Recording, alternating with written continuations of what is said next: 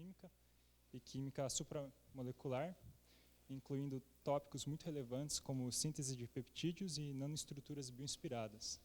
Então, professor, por favor. Obrigado, Leandro. Antes de mais nada, boa tarde a todos.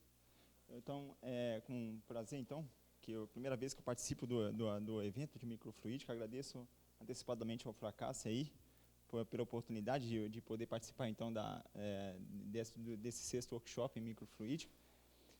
Não trabalho diretamente com o tema, então pode ser uma decepção para alguns de vocês aí, mas eu prometo tentar trazer algumas novidades, talvez, do que a gente faz um pouco na UFABC e o que a gente tem feito nesses últimos tempos lá.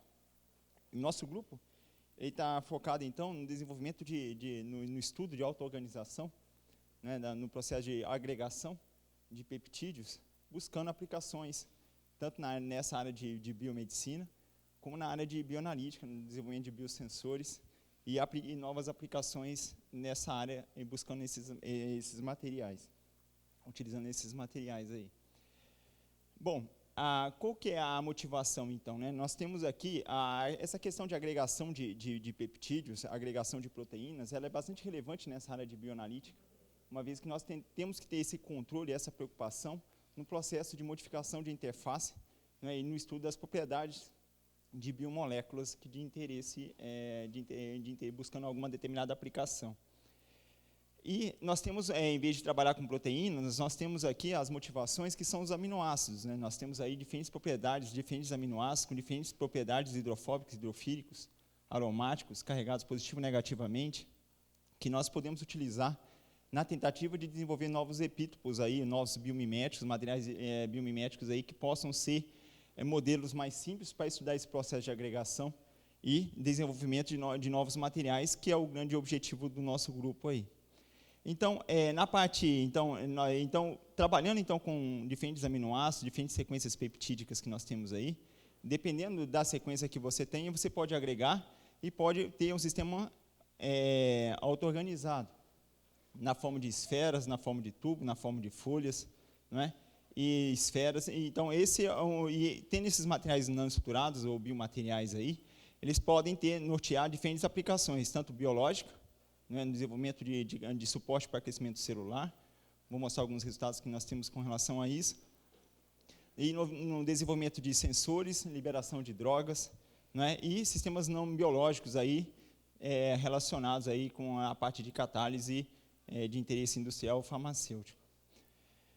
Bom, e nós temos aqui algumas, então, na parte de agregação, quando a gente pensa em agregação de peptídeos ou proteínas, nós temos exemplos clássicos que são das beta-amiloide, né? Então, a beta-amiloide, ela é responsável, então, tem umas grande norte aí com relação à doença de Alzheimer, com diabetes, e existe trabalhos, grupos que desenvolvem, na tentativa de desenvolver novos fármacos que inibem esse processo de nucleação e crescimento dessas fibras maduras relacionadas à beta-amiloide. Bom, e você tem vários processos, né? O processo de indução, né, de crescimento, né, e formação dessas folhas do tipo beta-sheet. Bom, e só com uma motivação básica, eu coloquei duas vertentes aqui, né, que é na área de desenvolvimento de dispositivos, que nós queremos aqui pensar em dispositivos que poderão ser futuramente implantáveis, né, que possam ser conectados com um sistema de liberação controlada, então com uma insulina, então você pode medir o diabetes e ter um sistema interfaceado que você consiga também liberar insulina em vivo. Isso em vivo. Então, você consegue aí ter uma melhoria da qualidade de vida, você dá melhoria à qualidade de vida da população, né, que tem esse problema com essa doença. Então, e você tem essa parte terapêutica, né, e biofísica envolvido, que está envolvida aí com a formação dessas beta-amiloide, né, que está relacionada aí às fibras, que você pode ter desenvolvimento de novos fármacos que inibem esse crescimento dessas fibras. Bom, e aqui só mostrando aí a imagem de um paciente aí com essa doença.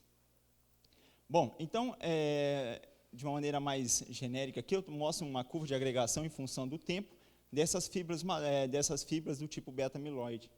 Então, nós temos aqui a formação então, de agregados, que é um período de indução, formação então dessas espécies oligoméricas, que são um dos principais fatores relacionados a essa doença, que é uma das grandes vertentes com relação a essa teoria.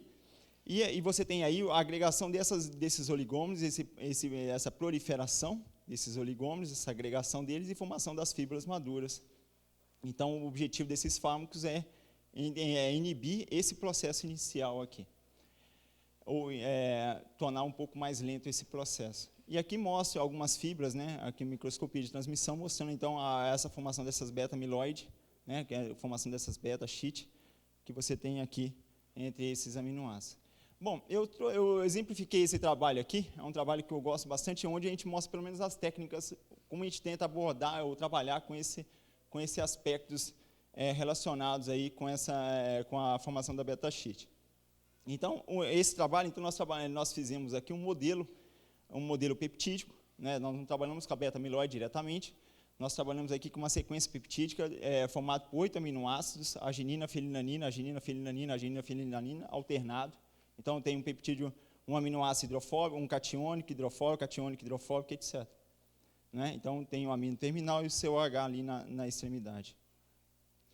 E aí uma das técnicas que a gente faz, então, é através da técnica de espectroscopia, de absorção e fluorescência, onde a gente levanta uma curva de agregação, usando aí como molécula probe a molécula de tioflavina, o pireno, o ácido pirênico, para poder monitorar esse processo. Então, mantemos a concentração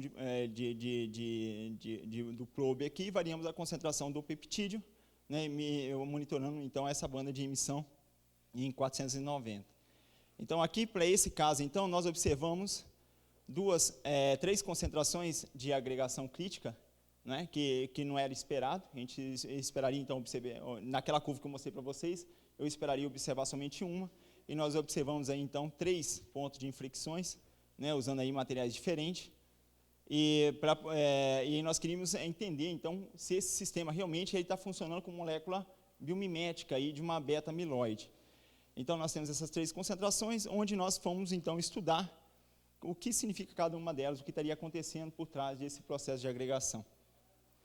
Bom, e aqui, então, nós temos aí a técnica de espectroscopia, né, de cloismo circular, o FTIR, mostrando, então, que tem interações do tipo beta-sheet nessa estrutura. E aí, monitorando a banda de amida 1, relacionada, então, à formação dessas beta-sheet. Bom, eu chamei de CAC1, CAC2 e CAC3. Então, na CAC1, eu tenho a formação dos oligômeros. Na CAC2, a gente observa a formação dessas esferas, né, bastante homogênea, uma baixa polidispersão. E aqui acima, quando atingimos a CAC3, nós temos uma coalescência dessas esferas, formando então essas fibras, que seriam então nossas fibras maduras aí, relacionado a esse tipo de material. Então, aqui mostrando, então, exemplificando a ideia da fibra madura, mostrando que esse sistema está se comportando como um modelo que poderia ser um modelo de beta-amiloide para esse sistema. E aí, por outra técnica, mostrando a técnica de transmissão, mostra a mesma coisa. Nós temos aí as fibras maduras relacionadas. Uma técnica que é checkmate para relacionar, para você afirmar que é realmente um comportamento de uma beta-sheet, é a difração, né, de fibras orientadas. Então, nós induzimos o crescimento em uma fibra e nós fazemos a difração. E essa difração é um comportamento anisotrópico, né, relacionado então à beta-sheet. Então, onde nós temos aí as reflexões meridionais, relacionadas a uma distância periódica, aí, uma periodicidade de difração, relacionada então a 4,8 ângulos. E nós temos as reflexões equatoriais, com espaçamento então, de repetição de 9,7 ângulos. Então, nós queríamos brincar aí, temos aí um offset, que significa a questão que algumas fibras não estão totalmente orientadas com relação ao crescimento. Então, aí são os picos que saem fora desse plano anisotrópico aí, meridional e axial. E aí, mostrando, então, com esses parâmetros, a indexação que nós colocamos, então, para esse sistema, como sendo um sistema ortorrômbico, né, com esses parâmetros indexados, 27, 9,7 e 9,6 ângulos. Brincando um pouco de PowerPoint, né, e aí com o Kendraw um pouquinho, aí para poder ver a questão das distâncias, que poderiam estar relacionadas. aí fizemos a otimização da geometria da molécula e medimos essa distância entre um octapeptídeo, né, essa distância lateral, então nós temos um crescimento no X, no A, no B e no C. Então, aí nós temos então as indexações que foram feitas anteriormente, 27,6 está relacionado então a essa distância octapeptídica aqui, alternando a arginina felinanina. O espaçamento basal, o espaçamento intersticial aqui entre essas cadeias peptídicas, em torno de 4,8 ângulos, não é? E se olharmos então a replicação disso em relação ao plano C, ao plano B, desculpa, nós temos então as galerias formadas alternadas entre os guanidíneos e o anel da felinanina presente nesse sistema. Então, nós verificamos, então, isso é uma evidência, então, clara de que esse sistema está se comportando, então, como modelo de beta-amiloide, né, e que é um bom sistema para a gente poder estudar ou poder propor novos desenvolvimentos de fármacos para inibir ou estudar esse processo de nucleação e crescimento. Bom, com o espalhamento de raio-x, a gente estudou, então, o processo, então, em solução. O que estaria acontecendo? Em solução, no que seria isso? Então, aqui nós temos aqui as concentrações próxima a CAC1, né, onde nós temos aí a formação, então, pelo ajuste das curvas aqui em relação do espalhamento, com o vetor Q, nós temos, então, um equilíbrio existente, então, naquele processo, baseado nos dados de microscopia, nós ajustamos a curva como modelo esferoide, e a presença de um equilíbrio com a espécie oligomérica presente. Em concentrações maiores, nós temos agora um equilíbrio, né, a formação das fibras maduras, que são cilíndricas, né, e a formação e o equilíbrio com o oligômero, que é o que está presente. Então, mostrando que esse sistema realmente se comporta como um modelo de beta-amiloide aí. Porém, o achado, talvez, que foi bacana para a gente, foi mostrar, né, por fluxo na injeção, usando selinha de fluxo, nós observamos aqui a questão da anisotropia. Então, com pressão, você tem um sistema que é isotrópico, quando você faz a pressão, você tem um sistema orientado, mostrando que esse sistema também se pode comportar, né, acima da CAC3 como um gel de baixa viscosidade, né? Então, você tem aí um gel de baixa viscosidade relacionado, então, com peptídeo. E aí tem potenciais aplicações isso para imobilização de coisas relacionadas aí a biomoléculas para a formação e buscando essas interfaces, que talvez seja a motivação aí da plateia. Bom, brincando também, né, nós fizemos, alternamos um pouco, nós brincamos agora, em vez de arginina felinanina, nós mudamos um pouco essa história e colocamos aí uma leucina, né? Então, nós fizemos um bolo anfifílico agora. Então, nós temos agora uma arginina felinanina, 4 leucina que é hidrofóbico, uma felinanina e arginina. Então, nós temos aí um bolo anfifílico e aí um sistema que ele é catiônico dos dois lados. E aí, esse sistema agora, ele se agrega na forma de folhas, né? E aí você tem um espalhamento não tão anisotrópico como era anteriormente, porém, ainda é um sistema cristalino, mostrando aí uma certa cristalinidade para esse tipo de sistema. E nós buscamos, então, a aplicação desse sistema em frente ao desenvolvimento de novos dispositivos que possam facilitar, por exemplo, o crescimento, a questão da angiogênese, você usar isso como um suporte para crescimento de células. E aí usamos, aí, em colaboração com o professor Hanley da Inglaterra, nós fizemos um trabalho onde nós utilizamos esse peptídeo como suporte para crescimento de células de córnea. E aí nós fizemos, então, aqui, de novo, repetindo, só não vou entrar em detalhe agora. Então, levantamos a curva de agregação, né, usando aí as técnicas que eu mostrei anteriormente para vocês. Repetimos, então, um pouco o processo. Porém, o mais interessante é mostrar esse equilíbrio, né, que ocorre entre as espécies. Então, você tem aí um equilíbrio cinético monitorando, então, por difração de raio-x, essa em função do aumento da concentração. Nós temos aí os equilíbrios, as constantes levantadas para a formação das espécies oligoméricas e formação dessas beta-sheet que vão estar presentes aí nessa estrutura.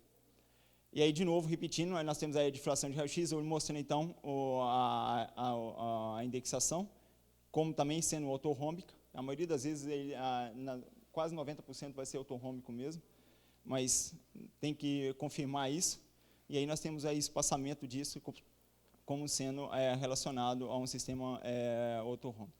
Bom, aqui nós temos aqui um anfifílico, nós temos aí o padrão de densidade eletrônica, mostrando então o comportamento do bolo anfifílico, né, a densidade eletrônica localizada aí nos guanidíneos, nas extremidades da cadeia. E aí, mostrando então essa mudança. Então, nós fizemos agora, para o spin coat, nós depositamos esse material sobre 2 substratos, o poliestireno e a mica. Então, um substrato hidrofóbico e um substrato hidrofílico. E aí nós fizemos a deposição desses materiais, a rugosidade é bem parecida, né, desses sistemas aí. E o mais interessante é que a diferença entre eles, né, antes de cobrir, né, você tem a mica, antes e depois deposição do substrato desse peptídeo na superfície da mica e do poliestireno aqui. Então, o sistema ele é totalmente hidrofílico, né? E aí, quando você coloca o peptídeo, a parte hidrofílica fica para dentro e a parte hidrofóbica fica para fora. Então, você aumenta a tensão superficial, né? E isso dá para você ver pelo ângulo da gota formado. No poliestireno, a mesma coisa, só que o poliestireno agora é hidrofóbico, a parte hidrofóbica fica para dentro. E quando você coloca o peptídeo, então, você aumenta a molhabilidade do filme. Isso é muito bom em termos de crescimento de célula, porque você quer você quer levar os nutrientes para que esse sistema cresça. Então, o desenvolvimento então desse suporte, o estudo dessa tensão superficial, é importante para trazer essa informação a respeito do crescimento. E aí nós temos aí diferentes concentrações de peptídeos que foram utilizados, né? E aí há variações com relação a essa medida do ângulo de tensão superficial, mostrando que à medida em que eu estou trabalhando agora com poliestireno, porque não justifica mais trabalhar com a mica, e aí com o poliestireno, à medida que aumenta a concentração, você aumenta então a molhabilidade desse filme, o que teoricamente facilitaria então o crescimento dessas células aí na superfície. Nós fizemos então monitoramos então esse crescimento de células de córnea. E aí nós temos aí a questão dos dias de cultura em relação aí à morte celular, e nós verificamos também que existe uma concentração mínima, né? Então a quantidade de arginina ela facilita. Existem vários trabalhos na literatura que já mostram isso, que a arginina é um grande ajuda em permear a membrana, mas existe um número mágico dependendo da sequência que você tenha, né, que pode facilitar essa permeação.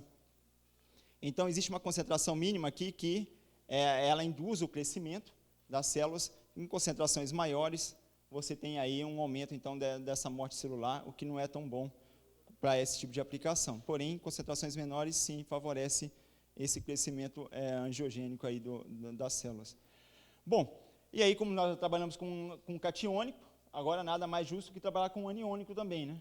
Então agora nós fizemos o mesmo bolo anfifílico, agora usando o ácido glutâmico. Então tem o glutâmico, a fenilanina, 4-leucina, e aí você tem um sistema agora que ele é lamelar, tem comportamento de folha, né? Você tem aí as folhas aqui presentes, e o que foi importante nesse trabalho foi que com o passar do tempo, esse sistema, que é um sistema bem comportado, ele foi termodinamicamente mais estável, que a gente esperaria que fosse essas beta-sheet, porém, com o passar do tempo, você tem aí o enrolamento e formação dos tubos, das fibras, que estão presentes aí em concentrações maiores aí para esse sistema. Dá para você ver perfeitamente a presença dessas fibras por criogenia e criotem.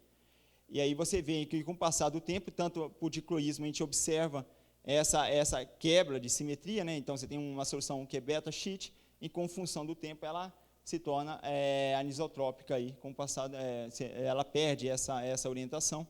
E aí uma das justificativas é com relação à quebra de simetria que você tem nesse sistema, porque você tem uma certa quantidade de hidroxila na superfície, e como essas hidroxilas elas são consumidas durante o processo, você tem quebra de simetria e você induz então o fechamento e a formação por tensão superficial, né? Você acaba tendo um enrolamento dessa folha aqui, em função dessa quebra de simetria, desses íons balanceando a carga do glutamato na interface. Bom, e aí, só mostrando aqui uns resultados preliminares que nós temos agora, aqui na mesma sequência arginina, fenilanina, mas alternando. Então, aqui eu chamo de RF4, são somente códigos de identificação, mas são peptídeos alternados, arginina, fenilanina.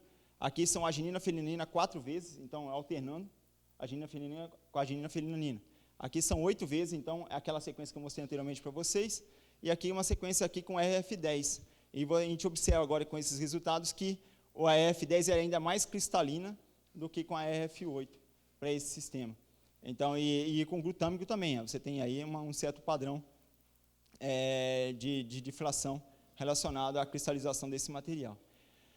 E aqui é uma outra sequência que nós buscamos, que é um novo integrante no grupo, mas em colaboração aqui com a professora Andréia, da Unifesp, a gente fez uma sequência peptídica chamada, que a gente tem um lipopeptídico.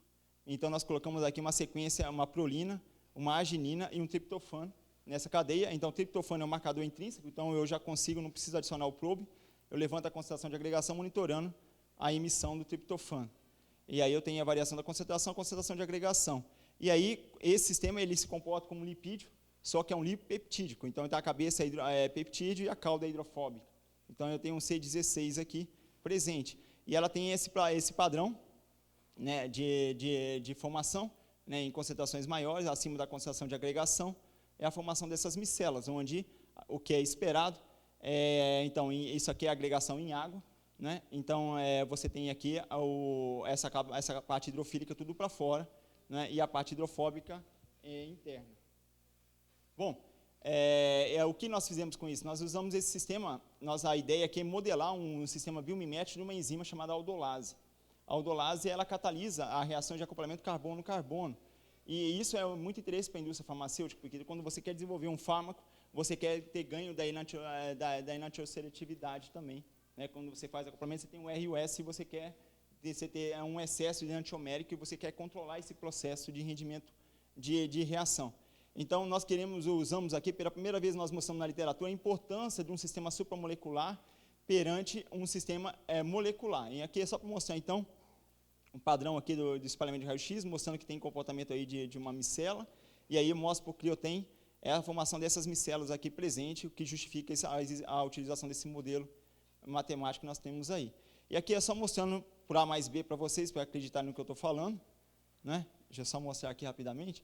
Aqui então você tem, a gente estudou essa catálise, usando aqui o PRW, C16, e usando em meio aquoso, e ciclohexanona. Então, eu tenho aqui a ciclohexanona e o aldeído em solvente água. Então, o que você está fazendo aqui? Como o sistema é micelar, ele pré-concentra, porque você tem a ciclohexanona presente, ela pré-concentra a ciclohexanona próxima à prolina, para a formação da enamina. E a enamina facilita, então, a reação com o aldeído, e você tem aí o acoplamento carbono-carbono. Então, e aí o excesso enantiomérico está em 98%, 95% quando você trabalha, então, em água. Se você usa somente a ciclohexanona ela está como substrato e como solvente no processo, então você não facilita o processo de agregação, você tem um sistema disperso no meio, e aí o excesso enantiomérico cai para 8%. Então, mostrando a importância desses agregados em processos catalíticos, que muitas vezes não é levado em consideração quando você trabalha com essas biomoléculas aí. Esse é o nosso pão de cada dia. A difelinanina é uma molécula simples, estamos mostrando um pouco de aplicações que a gente tem nessa área. A difelinanina ela foi descoberta por esses dois pesquisadores, o Gazit e a Regis, onde ele onde eles estavam estudando a beta-amiloide, e eles verificaram que essa L-difelinanina se comportava como modelo de beta-amiloide. E esse sistema era um sistema simples que agrega, dependendo das concentrações, temperatura que você tenha, na forma de tubo, esfera, tem um polimorfismo muito grande desse sistema aqui. E, então, ela está relacionada, se você tem a beta-amiloide aqui, essa é uma fita de beta-amiloide, você vê o núcleo dela, que é hidrofóbica, e você vê a L-difelinanina presente ali, nessa sequência. E o pesquisador Gorbitz, ele resolveu a estrutura desse peptídeo. Então, você tem aí um empacotamento hexagonal, P61, desse sistema, onde você tem aí uma anisotropia em relação ao eixo C, e esse sistema ele cresce nessa região, e você tem moléculas de água presente no interstício desse processo aí. E a água não é coadjuvante, ela é principal nesse processo de agregação.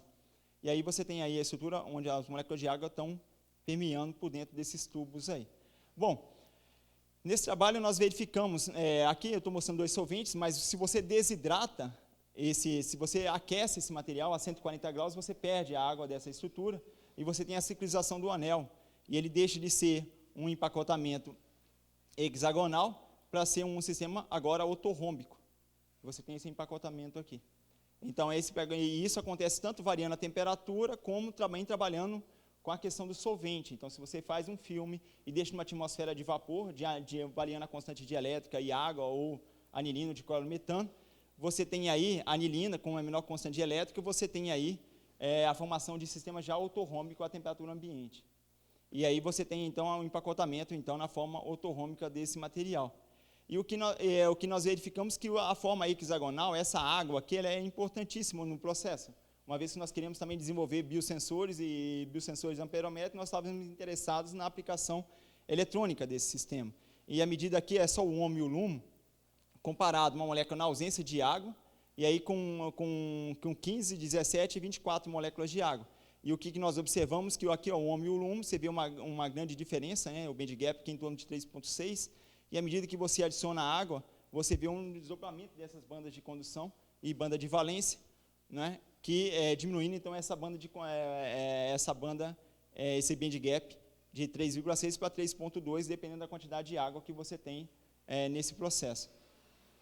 E nós verificamos recentemente, em trabalhos recentes, aqui nós mostramos essa questão do segundo ponto crítico da água, em temperaturas em torno de menos 40 graus, que está relacionada à variação de densidade da água, que é relacionada então ao confinamento da água, né, dentro dessas estruturas aí. Nós monitoramos isso por espectroscopia Raman, e nós ajustamos então os modelos que são descritos, e esse é um sistema